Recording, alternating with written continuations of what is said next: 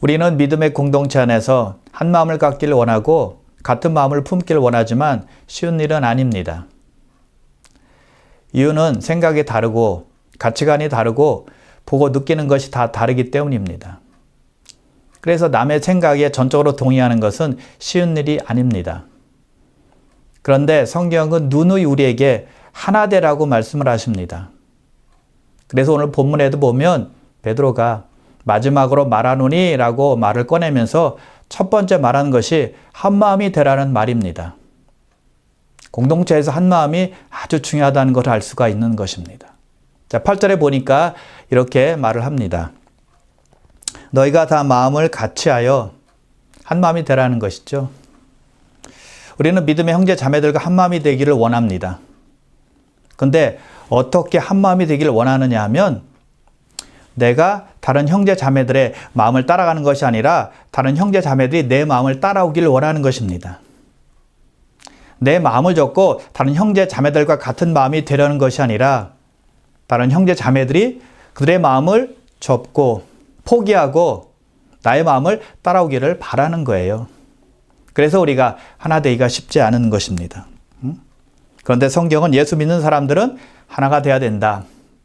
한 마음을 품어야 된다라고 말씀하고 있는 것이죠.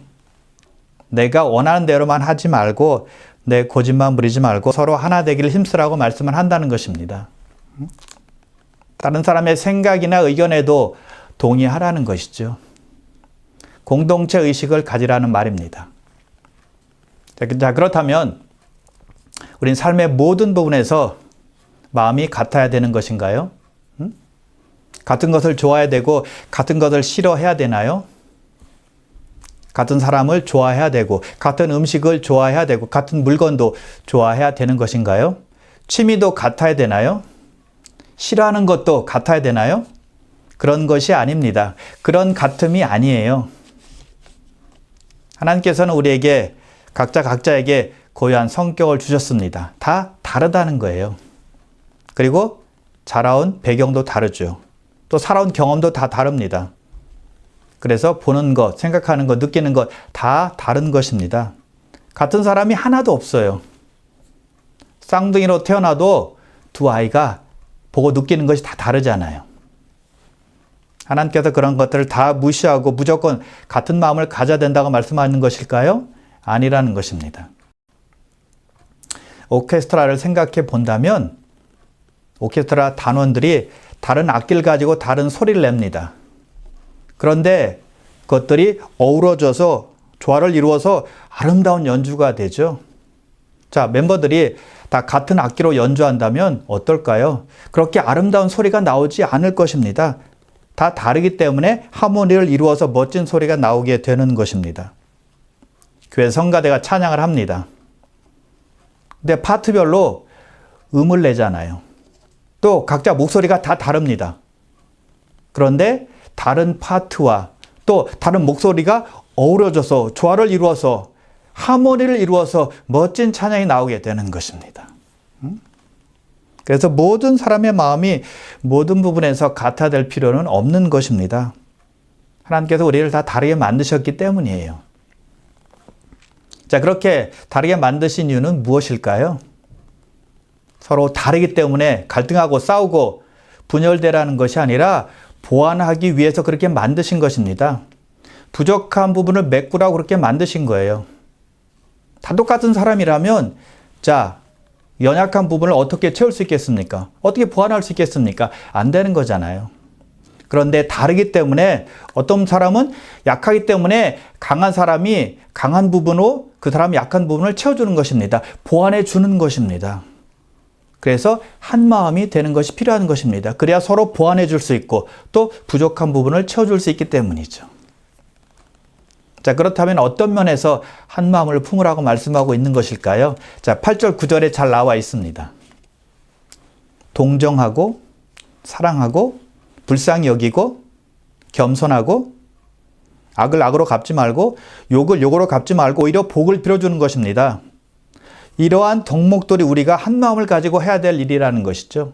자, 먼저 한 마음으로 해야 되는 일, 형제 자매들을 동정해야만 합니다. 형제 자매들이 느끼고 있는 것을 나도 느낄 줄 알아야 한다는 거예요. 어떤 형제나 자매가 어떤 일로 인해서 아주 힘들어합니다. 괴로워합니다. 고민에 빠져 있어요. 그런데 나는 전혀 상관하지 않고 전혀 신경 쓰지 않고 전혀 무관심하게 살면서 나와는 상관이 없어. 나만 아니면 돼. 라는 식으로 생각해서는 안 된다는 것이죠. 동정할 줄 알아야 된다는 것입니다. 자, 동정은 듣는 것으로부터 시작을 하죠.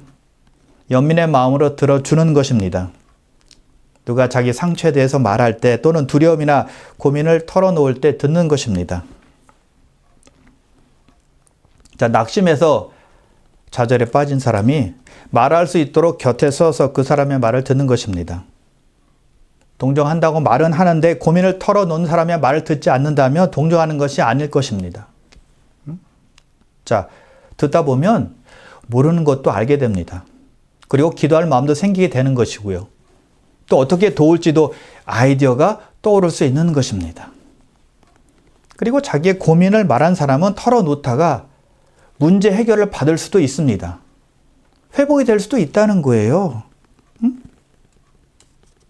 말하다가 치유가 되기도 하고 말하다가 해답을 얻는 경우가 있거든요. 자, 그런데 여러분, 듣는 것은 결코 쉬운 일은 아니죠. 내가 말할 때 상대방이 잘 들어주기를 바라지만 남이 말할 때는 참 듣기가 힘든 것입니다. 듣는 것은 잘 못한다는 거예요, 우리가. 남이 힘들어서 자기의 사정과 고민을 털어놓지만 그 사람의 입장에서 생각하기가 쉽지 않다는 것입니다. 왜요? 내가 그 사람의 입장이 되어서 똑같은 고민, 똑같은 문제, 똑같은 어려움에 처한 것이 아니기 때문입니다. 그래서 듣는 것이 힘든 거예요. 그런데 나는 별거 아니라고 생각해도 상대방은 심각한 상태거든요. 괴롭거든요. 힘들거든요. 그래서 말하고 싶어 하는 것입니다. 그래서 듣는 사람이 필요한 거고요. 여러분, 우리는요, 상대방이 겪는 어려움을 직접 겪어보지 않으면 그 상황을 잘 이해하지 못합니다. 말로만 들어서는 왜 이렇게 힘들어하는지 잘 모른다는 거예요. 그러나 내가 비슷한 경험을 해본다면 이해할 수 있고 공감할 수 있게 되는 것이죠. 자, 그런데 내가 모든 사람의 슬픔이나 아픔이나 문제를 다 경험할 수 있나요? 그것은 할 수 없잖아요. 그래서 우리 할 일은 상대방 입장에서 생각하며 듣는 것입니다. 나의 힘든 때를 떠올리며 말한 사람의 상황을 그려보며 듣는 것입니다. 누구나 힘든 경험들은 다 있거든요. 과거의 경험을 생각하며 듣는 거예요. 그러면 좀 더 잘 들을 수 있고 잘 이해할 수 있고 잘 공감할 수 있는 것입니다. 기도하면서 듣게 되면 도울 수 있는 아이디어도 떠오르게 되는 것이죠. 그것이 바로 서로 짐을 지라는 성경 말씀에 순종하는 것입니다. 갈라디아서 6장 2절인데요. 너희가 짐을 서로 지라 그리하여 그리스도의 법을 성취하라. 서로 짐을 함께 질 때 그리스도의 사랑의 법을 이루게 된다는 것입니다. 그러므로 서로의 짐을 지심으로 동정하라는 부르심에 잘 순종하시길 바랍니다. 그리고 우리는 사랑함으로 한 마음이 되어야 합니다. 사랑하는 거예요. 사랑할 때 우리가 하나가 될 수 있고 사랑할 때 우리가 연합할 수 있기 때문입니다. 사랑할 때 하나님께서 기뻐하시거든요. 예수님께서 이렇게 말씀하세요. 너희가 서로 사랑하면 이로써 모든 사람이 너희가 내 제자인 줄 알리라. 예수님의 제자인지 아닌지 식별하는 방법을 세상에게 주었다는 것입니다. 우리가 예수님을 잘 따르는지 잘 따르지 않는 사람인지 어떻게 알 수 있다고요? 우리가 서로 사랑하는지를 보고 세상이 우리를 예수님의 제자로 인정할 수도 있고 인정하지 않을 수도 있다는 것입니다. 그런데 참 이상하죠?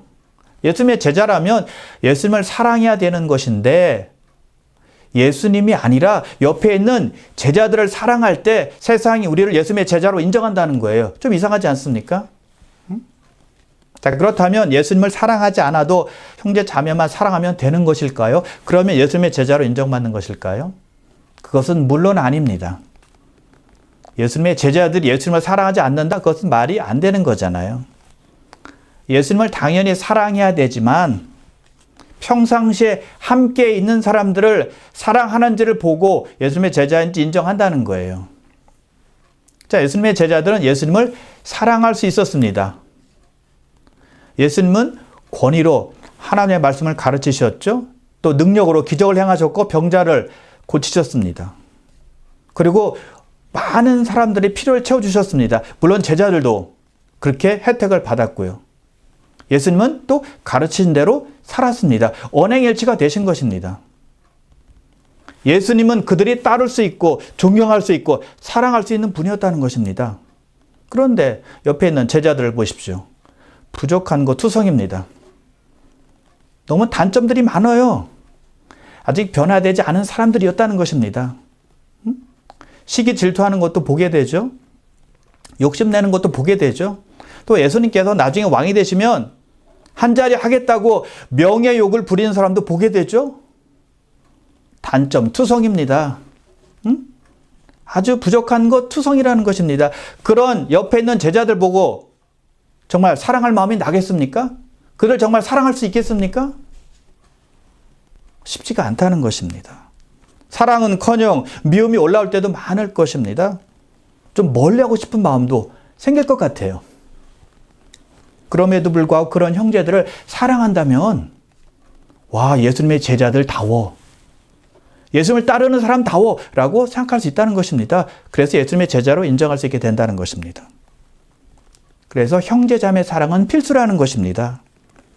형제 자매 사랑을 통해서 예수님을 잘 따른 사람인지 알 수 있다는 것이죠. 여러분, 우리가 하나님을 사랑하는 것은 잘 알 수 있습니다. 물론 못하는 분들도 있겠지만 예수 믿으면 대부분 하나님 사랑하는 것은 잘합니다. 그런데 옆에 있는 형제 자매들 사랑하기란 쉽지 않은 거예요. 왜 그럴까요? 부족한 것을 옆에서 보기 때문입니다. 단점을 보기 때문입니다. 시기 질투하죠. 또 욕심 부리는 것도 보이죠. 또 뒤에서 남을 흉보는 것도 보이고, 이기적인 것도 보이고, 얌체 같은 짓을 하는 것도 보이고, 또 누구를 차별하는 것도 보입니다. 또 끼리끼리 좋아해서 끼리끼리만 모이는 것도 보입니다. 또 괜히 나를 탐탁치 않게 여기는 것도 내 눈에 보이는 것입니다. 얄미운 거 투성이에요. 그러니 어떻게 사랑할 수 있겠습니까? 사랑하다가도 미워지는 거예요. 그런데 예수님께서 우리에게 말씀하십니다. 그런 형제 자매들도 사랑해야 진정으로 나를 따르는 제자들이 되느니라 라고 말씀하신다는 것입니다. 그런 사람들을 사랑해서 하나님께서 기뻐하시는 거예요. 성경을 말씀합니다. 형제를 사랑하지 아니하는 자는 보지 못하는 바 하나님을 사랑할 수 없느니라. 보이는 형제를 사랑하지 않고 어떻게 보이지 않는 하나님을 사랑할 수 있겠느냐는 것입니다. 그렇게 한다면 거짓말이 된다는 것입니다. 그래서 하나님 사랑, 형제 사랑은 별개가 아니라고 말씀하는 것이죠. 같이 가는 거예요, 같이. 그리고 우리가 한 마음으로 해야 되는 것은 서로 불쌍히 여기는 것입니다. 누가 잘못하면 냉정하고 가혹하게 대하면 안 된다는 거예요. 누가 실수하거나 죄를 짓거나 잘못하면 용서해 주라는 것입니다. 가엾게 여길 줄 알아야 된다는 것이죠. 요한복음 8장에 보면 서기관들과 바리새인들이 현장에서 가늠하다 잡힌 여인을 예수님께 데리고 와서 이렇게 묻습니다. 모세율법에 보면 이런 여인을 돌로 쳐서 죽이라고 했는데 선생은 어떻게 말씀하시겠습니까? 라고 말해요. 거기에는 많은 사람들이 모여 있었습니다. 그때 예수님께서 손가락으로 땅바닥에 못을 쓰신 다음에 이렇게 말씀하세요. 너희 중에 죄 없는 자가 먼저 돌로 쳐라. 그러자 거기에 있던 많은 사람들이 갖고 있던 돌을 땅바닥에 놓고는 하나둘 다 떠나버립니다. 예수님과 그 여인만 남게 됩니다. 예수님께서 그 여인에게 말씀하시죠. 나도 너를 정죄하지 아니하노니 가서 죄를 다시 범하지 말라. 그 여인은 죽을 상황이었습니다. 율법에 의하면 간음죄를 저진 사람은 돌로 쳐서 죽이라고 했거든요. 거기 모여있는 모든 사람들은 그 방법에 다 동의했습니다. 합당한 방식이라고 여겼어요. 그런데 예수님은 그 여인을 정죄하지 않으셨다는 것입니다. 불쌍히 여기셨어요. 왜 그러셨을까요? 예수님은 정죄하고 죽이고 그 사람의 인생을 파괴하는 것에 초점을 두신 것이 아니라 그 사람을 살리시고 회복하는 데 초점을 두셨기 때문입니다. 그래서 용서해 주신 것입니다. 불쌍히 여기신 거예요. 그리고 또 이렇게 말씀하세요. 다시는 죄를 범하지 말라. 그 여인의 과거의 죄를 묻지 않으셨다는 것입니다. 대신에 앞으로 죄를 짓지 말라고 말씀하세요. 여러분, 예수님께서 용서해 주신 이유가, 예수님께서 긍휼히 여겨주신 이유가 바로 이것입니다. 앞으로 죄를 짓지 말라고요. 앞으로가 중요하다는 것입니다.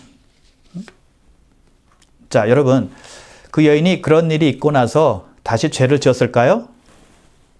아니요. 새 사람이 되었을 것입니다.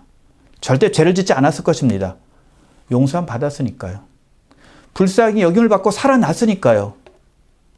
예수님이 아니었으면 돌에 맞아 죽었을 겁니다. 죽은 목숨이었지만 예수님의 은혜로 살아난 것이잖아요. 그래서 예수님께서 자기를 불쌍히 여기신 그 사랑에 감사해서 새 출발했을 것입니다. 평생 감사했을 거예요. 순간순간 감사했을 것입니다. 아마 그 당시에 찬송가, 나 같은 죄인 살리신 그 찬송가가 있었더라면 아마 그 찬송가를 매일매일 부르며 살았을 것 같아요. 나 같은 죄인 살리신 주님의 은혜에 놀라와 잃었던 생명 찾았고 광명을 얻었네. 자, 그런데 우리가 예수님처럼 그렇게 잘못한 사람을 불쌍히 여기기가 쉽지 않습니다. 쉽지 않지만 우리도 그것을 배워서 행해야 한다는 것이죠. 우리는 누가 잘못하면 정죄하느라 바쁩니다. 벌받아야 마땅하다고 생각하는 것입니다. 입이 가만히 있지 않아요. 그런데 우리도 예수님처럼 죽이기보다 살리는 데 초점을 둬야 되고 또 회복하는 것에 초점을 맞춰야 된다는 것입니다. 불쌍히 여기고 용서해서 살아날 수만 있다면 우리도 그렇게 해야 되겠죠. 회복될 수만 있다면 우리도 예수님처럼 불쌍히 여겨야 한다는 거예요. 우린 참으로 간사한 것 같아요. 내가 잘못하잖아요. 그럼 남들이 나에게 선처해 주기를 바랍니다. 또 관대하게 해주길 바래요. 근데 누가 잘못하면 그것을 내가 발견하면 봐주지 않습니다. 국물도 없어요. 냉정하게 이를 데 없습니다. 내가 잘못해서 남들에게 욕을 얻어먹고 비난받습니다. 그러면 뭐 그런 것 같고 그래 별것 아닌데 용서해 주지, 긍휼히 여겨주지, 불쌍히 여겨주지 이렇게 생각합니다. 근데 남이 잘못하잖아요. 그러면 벌받아 마땅할 놈, 죽일 놈이라고 소리를 높입니다. 남의 잘못에는요 긍휼함이 없습니다. 불쌍함이 없어요. 절대 그냥 지나가지 않습니다. 안 봐주는 거예요. 국물도 없습니다. 여러분, 예수님께서 용서하길 원하시고 살리시길 원하시고 회복시키시길 원하시는데 우리가 정죄하고 심판하고 죽인다면 어떻게 되겠습니까? 우리도 예수님의 마음처럼 불쌍히 여기는 마음, 긍휼히 여기는 마음이 필요하다는 것이죠. 성경은 말씀합니다. 서로 친절하게 하며 불쌍히 여기며 서로 용서하기를 하나님이 그리스도 안에서 너희를 용서하심과 같이 하라. 서로 불쌍히 여기라는 것입니다. 서로 용서하라는 것입니다. 서로 긍휼한 마음을 가지라는 거예요. 어떻게 해요? 예수님께서 우리를 용서하신 것처럼, 예수님께서 우리를 긍휼히 여겨주신 것처럼. 우리는 다 죄인이었는데 하나님의 긍휼하심과 불쌍히 여기심으로 말미암아 구제된 사람들입니다. 성경에서 의인은 하나도 없다고 했는데 내가 의인이 된 양, 잘못한 사람에게 함부로 돌을 던지면 안 된다는 것이죠. 여러분, 우리는 좀 더 바르게 살아봤자 그게 그겁니다. 거기가 거기예요. 독인 객인입니다. 도토리 키재기고요. 예수님이 아니면 다 죽은 목숨들이었잖아요. 예수님께서 우리에게 죄 없는 자가 먼저 돌로 쳐라 라고 말씀하신다면 돌을 먼저 던질 사람이 있겠습니까? 아무도 없을 거예요. 저와 여러분 모두 좀 더 불쌍히 여기는 사람들이 다 되어야 하겠습니다. 그래서 우리는 한 마음을 가지고 서로 불쌍히 여겨야 한다는 것이죠. 자, 그런데 불쌍히 여기는 것은 단지 불쌍히 여기는 것만 의미하지는 않습니다. 한 단계 더 나아가서 우리가 행해야 할 때가 있습니다. 자, 갈라디아서 6장 1절인데요. 형제들아, 사람이 만일 무슨 범죄한 일이 드러나거든 신령한 너희는 온유한 심령으로 그러한 자를 바로잡고 너 자신을 살펴보아 너도 시험을 받을까 두려워하라. 불쌍히 여기는 것은 잘못한 사람에게 긍휼을 베풀어서 용서하는 것으로 끝나는 것이 아니라 바로 잡는 일도 포함이 된다는 것입니다. 불쌍히 여기는 것의 또 하나의 방식이 바로 잡아 고쳐주는 것입니다. 그래서 너희는 온유한 심령으로 그러한 자를 바로 잡고라고 말씀하고 있는 거예요. 어떤 사람은 잘못했을 때 사랑으로 용서해주고 또 감싸주고 긍휼을 베풀어주면 스스로 깨닫고 돌아옵니다. 근데 또 어떤 사람은 긍휼과 사랑으로 대해줘도 깨닫지 못합니다. 그런 사람에게 가서 온유한 심령으로 말해주면, 고쳐주면 돌아옵니다. 말해주어야 아는 사람이 있다는 것입니다. 고쳐줘야 깨닫는 사람이 있다는 것입니다. 그런 사람에게 필요한 것이 바로 잡아주는 것입니다. 그런데 그렇게 할 때 죄인 다루듯 하는 것이 아닙니다. 온유한 심령을 가지고 바로 잡아주는 것입니다. 무섭게 정죄하는 것이 아니라 부드럽고 긍휼한 마음을 가지고 말해주는 겁니다. 전적인 사랑을 가지고 고치고 돌아서게끔 하는 것이죠. 그래서 온전히 회복되고 새롭게 되기를 기도하며 바로 잡아줘야 될 때도 있다는 것 기억해야 된다는 것이죠. 그리고 우리는 한 마음으로 겸손해야 합니다. 반대로 말하면 겸손할 때 한 마음이 될 수 있다는 것입니다. 낮은 마음을 갖기 전에는 공동체가 하나가 될 수 없고 한 마음이 될 수가 없는 것입니다. 내가 더 낫다고 생각하고 내가 더 높다고 생각하는데 어떻게 상대방의 의견이나 또 생각에 동의할 수 있겠습니까? 안 되겠죠. 그래서 겸손한 사람이 형제 사랑을 할 수 있고 이해할 수 있고 동정할 수 있고 불쌍한 마음을 가질 수 있기 때문에 같은 마음을 품을 수가 있는 것입니다. 자, 예수님께서 어떻게 우리를 이해하시고 동정하셨을까요? 어떻게 불쌍히 여기셨을까요? 어떻게 긍휼히 여기셨을까요? 겸손하셨기 때문입니다. 그래서 우리를 이해하시고 공감하셨다는 것이죠. 그래서 믿음의 공동체 안에서 겸손한 마음은 아무리 강조해도 지나치지 않는 것입니다. 그리고 마지막으로 한 마음을 가지고 해야 될 일은 안갚음하지 않는 것입니다. 9절인데요. 악을 악으로 욕을 욕으로 갚지 말고 도리어 복을 빌라. 이를 위하여 너희가 부르심을 받았으니 이는 복을 이어받게 하려 하심이라. 예수님께서 말씀하세요. 너희 원수를 사랑하라. 너희를 핍박하는 자들을 위해서 기도하라. 예수님께서는 이 말씀 그대로 행하셨죠. 십자가상에서 하나님 아버지께 이렇게 기도하세요. 저들의 죄를 사하여 주옵소서. 저들은 그들이 하는 일을 알지 못하나이다. 예수님은 십자가상에서 큰 고통을 당하고 계셨어요. 무시무시한 고통, 무시무시한 아픔입니다. 그럼에도 불구하고 악한 일을 행한 자들에게 악으로 갚지 않으셨다는 것입니다. 욕을 한 자들에게 욕으로 되갚지 않으셨다는 것입니다. 대신에 복을 빌어주신 것입니다. 어떤 복입니까? 저들의 죄를 사하여 주옵소서. 가장 큰 복을 빌어주신 거예요. 하나님 아버지께. 선으로 악을 이긴 것입니다. 악을 악으로 갚지 않고 욕을 욕으로 갚지 않는 것이 하나님께서 우리를 부르신 목적 중에 하나라고 지금 본문에서 말씀하고 있는 것입니다. 우리가 그렇게 행하면 어떤 일이 벌어질까요? 유업의 복이 우리에게 주어진다고 말씀하고 있습니다. 우리가 선으로 악을 갚을 때 하나님께서 우리에게 축복을 내려주신다는 약속이에요. 그래서 우리는 한 마음을 가지고 복수하지 않는 것입니다. 안갚음하지 않는 것입니다. 내가 억울한 일을 당하고 또 어떤 사람으로부터 피해를 입을지라도 좀 괴로움을 당할지라도 고통을 당할지라도 되갚아주지 않는 것입니다.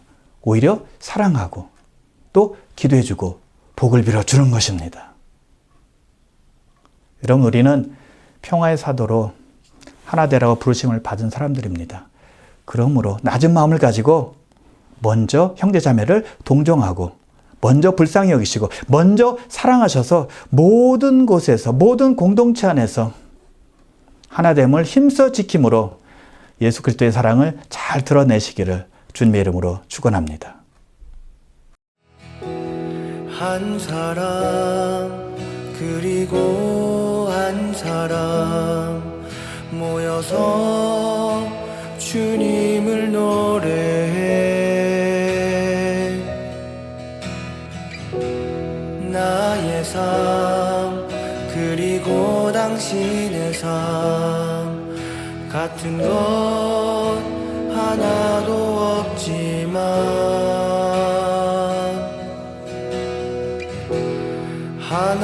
하나님을 향한 우리의 마음이 하나됨을 느끼고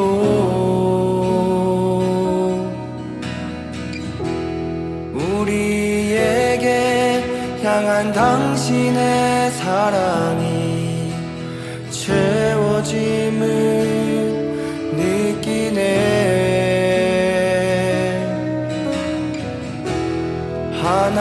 하나님의 이름 아래 모인 우리 교회 되어 주를 향해 고백하니 주님을 향한 노래가 이곳에서 퍼져가며 모인 자리 우리 하나 되네.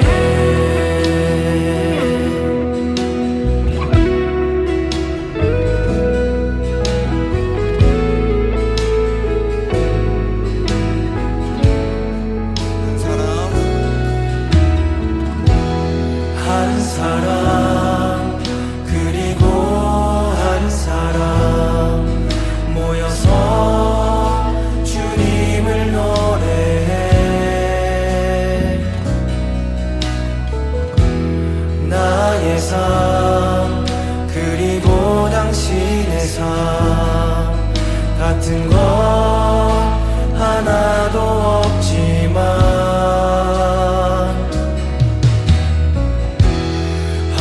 하나님을 향한 우리의 마음이 하나됨을 느끼고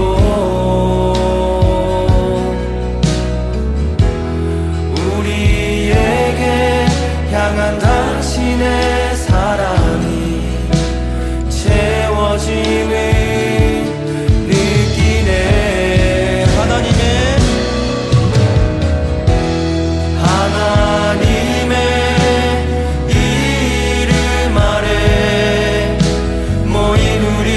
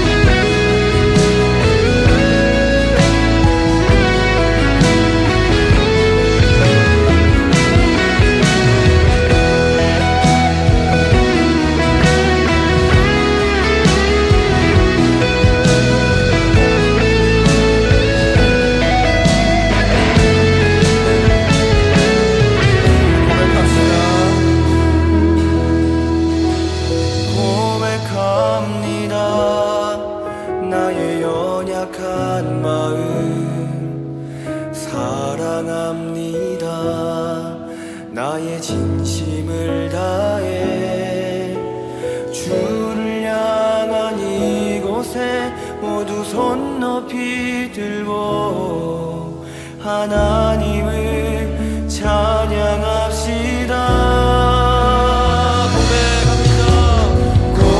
고백합니다. 나의 연약한 마음 사랑합니다.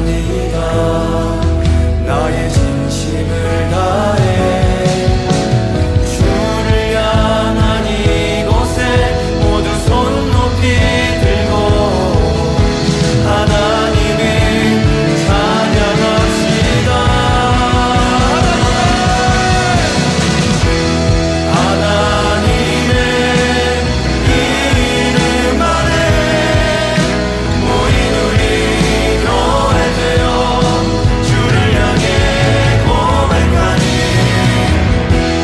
주님을 향한 노래가 이곳에서 퍼져가며 모인 자리 우리 하나 되네.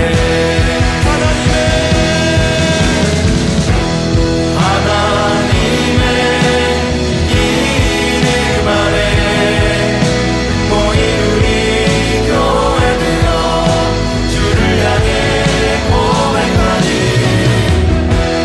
주님을 향한 노래가 이곳에서 퍼져가며 모인 자리 우리 하나 되네. 마지막으로 하나님의